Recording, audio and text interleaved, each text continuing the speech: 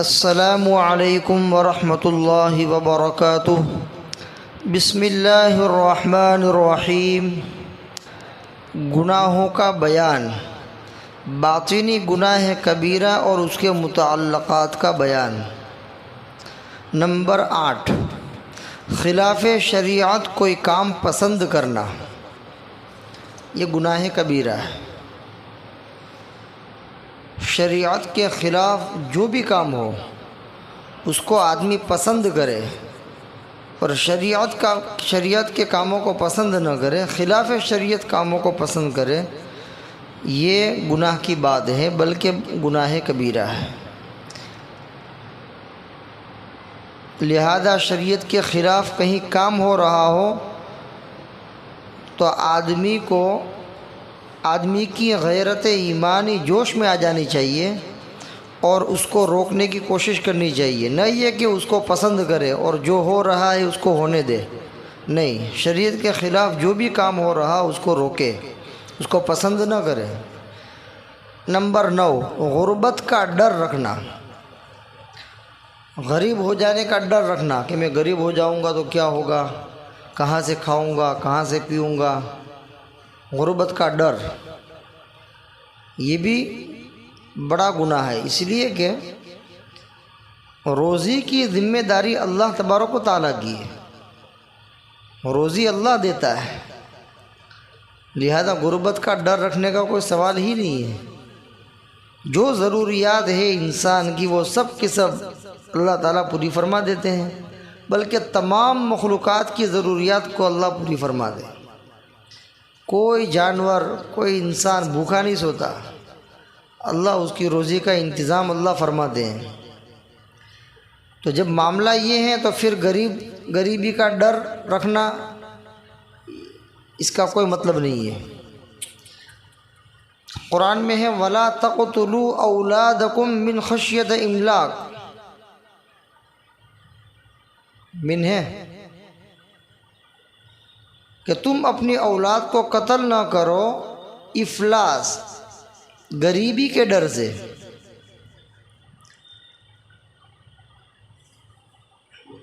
کیوں؟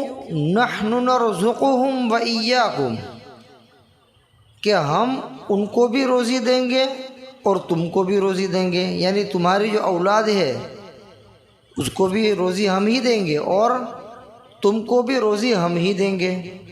تو اللہ فرماتے ہیں کہ جب تمہاری روزی کی جواب داری اور ان کی روزی کی جواب داری ہمارے اوپر ہے، ہم ہی روزی دیتے ہیں، تو پھر غربت کے خوف سے، مفلسی کے خوف سے اور غریبی کے خوف سے جو ہے اولاد کو قتل کرنے کا کوئی مطلب نہیں ہے، لہذا تم اپنی اولاد کو قتل نہ کرو۔ قرآن نے بیان کیا اس کو۔ جہاں جہالت ہوتی ہے وہاں اس طرح کے نظریات ہوتے ہیں کہ اولاد زیادہ ہو جائے گی تو کھانا کہاں سے لائیں گے، کپڑا کہاں سے لائیں گے، رہنے کے لیے جگہ کہاں سے لائیں گے۔ ان سب کا مالک اللہ ہے۔ تم ہزاروں اولاد پیدا کرو، تم ہزاروں لوگوں کو اپنی کفالت میں لو، ان کی روزی کا اور ان کے کھانے پینے کا، ان کے رہن سہن، ان کے کپڑے کا اور ان کی ضروریات کا مالک اللہ ہے۔ اللہ ہی اپنے خزانے سے ان کو عطا فرمائیں گے، اس لیے غریبی کا ڈر رکھنا نہیں چاہیے۔ ایک پرندہ جس کا کوئی کاروبار نہیں چلتا ہے، جس کی یہاں کوئی دکان نہیں ہوتی ہے، بس اللہ کی ذات پر توکل کرتے ہیں، صبح کرتے ہیں، شام کرتے ہیں، شام کرتے ہیں، صبح کرتے ہیں، اور ان کا عجیب توکل ہوتا ہے، عجیب اللہ کی ذات پر بھروسہ اور اعتماد ہوتا ہے۔ صبح ہوتی ہے، اللہ کا ذکر کرتے ہیں اور اس کے بعد اپنی روزی روٹی کے لیے، اپنے پیٹ بھرنے کے لیے اللہ کی ذات پر توکل کر کے نکل جاتے ہیں اپنے گھونسلوں سے، اور جب شام کو واپس آتے ہیں تو ان کا پیٹ بھرا ہوا ہوتا ہے۔ جب نکلتے ہیں تب پیٹ خالی ہے، اور جب واپس آتے ہیں اپنے گھونسلوں کے اندر شام کو ان کا پیٹ بھرا ہوا ہوتا ہے۔ تو ان کو کون کھلاتا ہے؟ اللہ ہی کھلاتے ہیں۔ تو جب ان کی کوئی دکان نہیں ہے، کوئی کاروبار نہیں ہے، کوئی روزی روٹی کا ظاہری سبب نہیں ہے، اس کے باوجود اللہ تبارک و تعالیٰ ان کے لیے کھانے کا انتظام فرما دیتے ہیں، پینے کا انتظام فرما دیتے ہیں، خالی پیٹ نکلتے ہیں، بھرے پیٹ واپس آتے ہیں۔ تو ایک انسان جس کو اللہ کی ذات کے اوپر یقین ہے، اور اس میں بھی خاص کر ایمان والا بندہ کہ جس کو اللہ رب العزت کی ذات پر یقین ہے، قرآن کو مانتا ہے، حدیث کو مانتا ہے۔ قرآن میں ہے وَمَا مِن دَابَّةٍ فِي الْأَرْضِ إِلَّا عَلَى اللَّهِ رِزْقُهَا، کہ اس روئے زمین کے اوپر جو بھی جانور ہیں، دابہ، ان تمام کی روزی کی ذمہ داری اللہ رب العزت نے لے رکھی ہے۔ تو جب اللہ تعالیٰ کی ذمہ ہے، روزی کا مالک اللہ ہے اور اللہ ہی روزی دیتا ہے اور سب کو دیتا ہے، تو پھر غریبی کا ڈر رکھنا اس کا کوئی مطلب نہیں ہوتا ہے۔ لہذا یہ بڑا گناہ ہے، اس سے بچنا چاہیے، اللہ کی ذات پر بھروسہ رکھنا چاہیے۔ نمبر 10، جو مقدر میں لکھا جا چکا ہے اس پر ناراض ہونا۔ اللہ تعالیٰ نے ہر ایک انسان کی تقدیر لکھ دی ہے کہ اس کو کتنی خوشی ملے گی، کتنی پریشانیاں ہوگی، اس کو کتنا رزق ملے گا، کیا ہوگا، پورا مطلب لکھا ہوا ہے۔ ایک انسان کی پوری ہسٹری اللہ نے لکھ دی ہے، اس کی زندگی کے اندر کیا کیا اتار چڑھاؤ آئیں گے، کون کون سے مصیبت کے دن ہیں، کون کون سے راحت کے دن ہیں، کب خوشحالی ملے گی، کب پریشانی آئے گی وغیرہ۔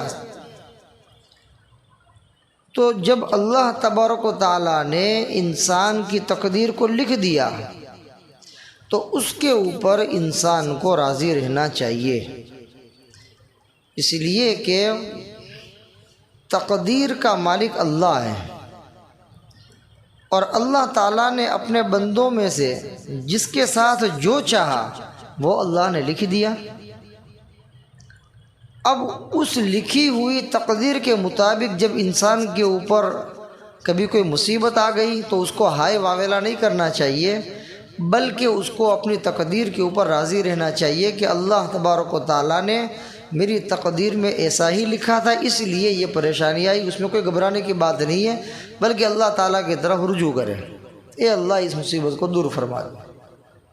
کبھی کوئی بیماری آ گئی تو وہ یہ سوچے کہ میری تقدیر میں اللہ نے لکھا تھا اس لیے آئی، برابر۔ اب وہ کیا کرے، اللہ کی طرف رجوع ہو جائے، صدقہ خیرات کرے، اللہ میری اس دعا کرے، اللہ میری اس پریشانی کو، بیماری کو دور فرما دے، ہائی واویلا نہ کرے، بلکہ اللہ کی تقدیر پر راضی رہے۔ اور یہی ایمان کا حصہ ہے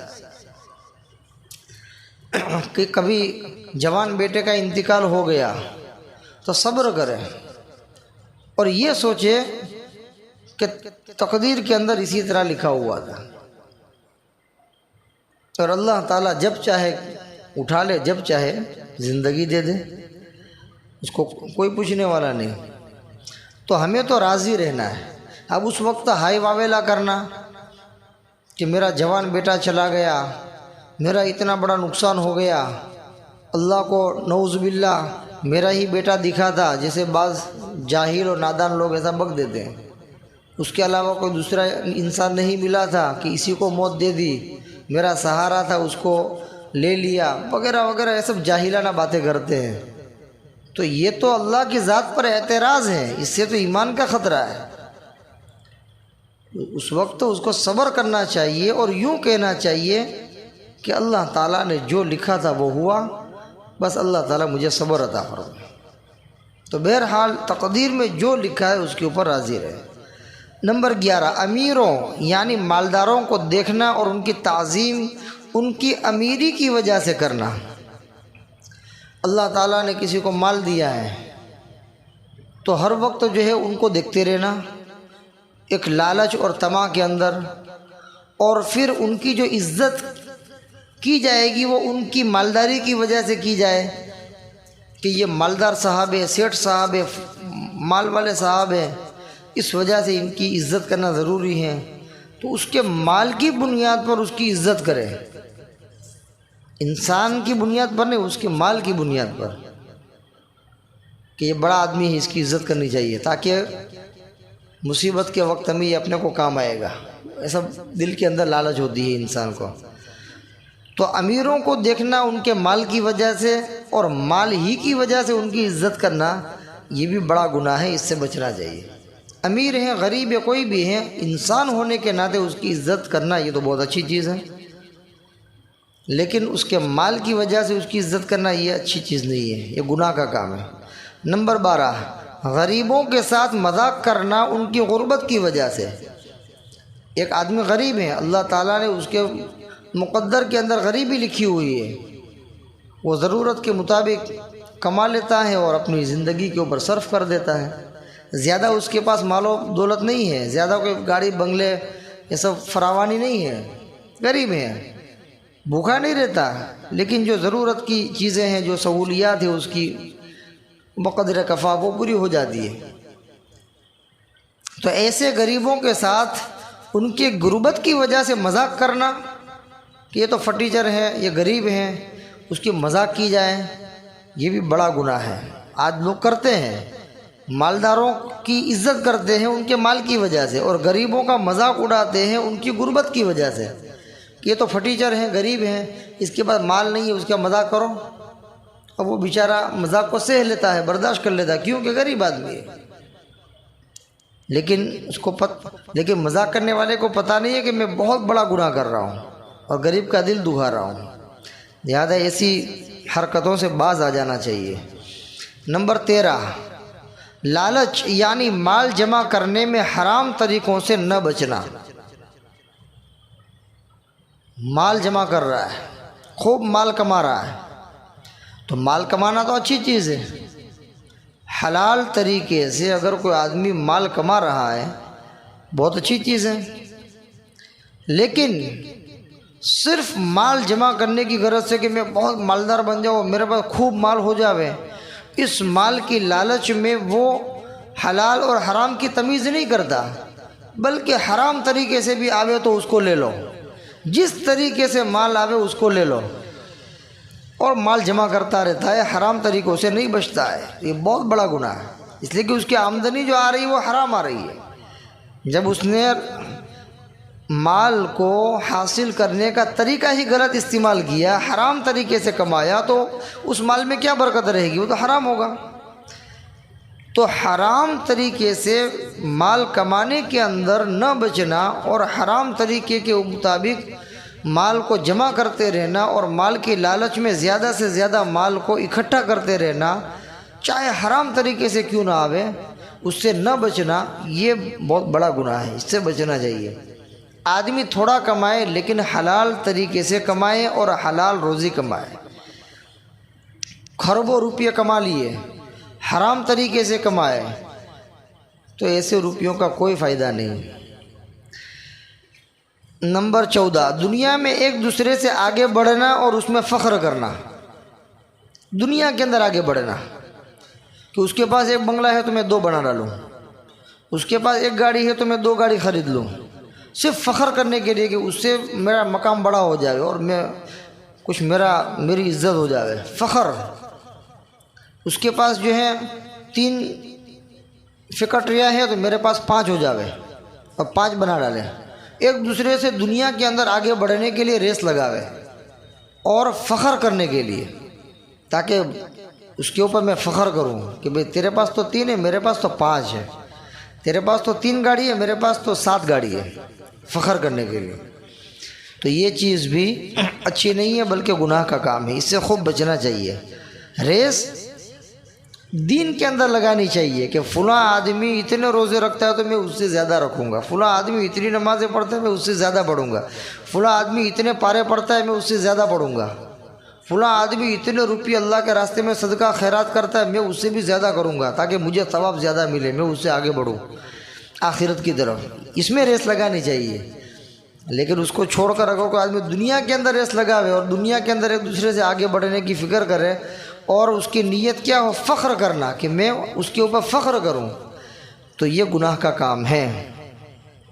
نمبر 15، مخلوقات کو خوش کرنے کے لیے ناجائز زینت اختیار کرنا، لوگوں کو راضی کرنے کے لیے ناجائز طریقے پر، حرام طریقے پر زینت اختیار کرنا، سجنا دھجنا، جیسے مرد حضرات بھی سجتے ہیں، اچھے اچھے کپڑے پہنتے ہیں، عورتیں بھی پہنتی ہیں، لیکن اگر شریعت کے دائرے میں رہ کر کے اگر وہ بناوٹ کر رہا ہے، کچھ سج رہا ہے، کچھ زینت اختیار کر رہا ہے تو پسندیدہ ہے، لیکن شریعت کے خلاف وہ زینت اختیار کر رہا ہے تو یہ ناجائز اور حرام ہے۔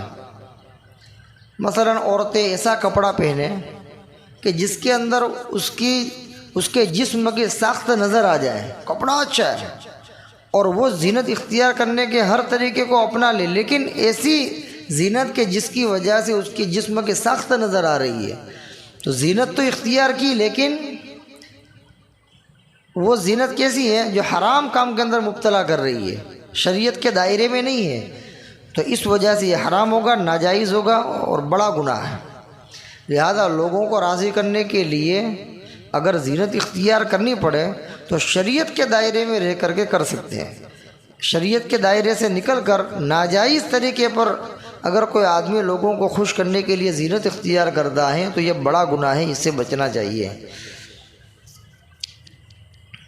اللہ تبارک و تعالیٰ ان تمام گناہوں سے پوری امت مسلمہ کی حفاظت فرمائے۔ وما علینا الا البلاغ۔ السلام علیکم ورحمۃ اللہ وبرکاتہ۔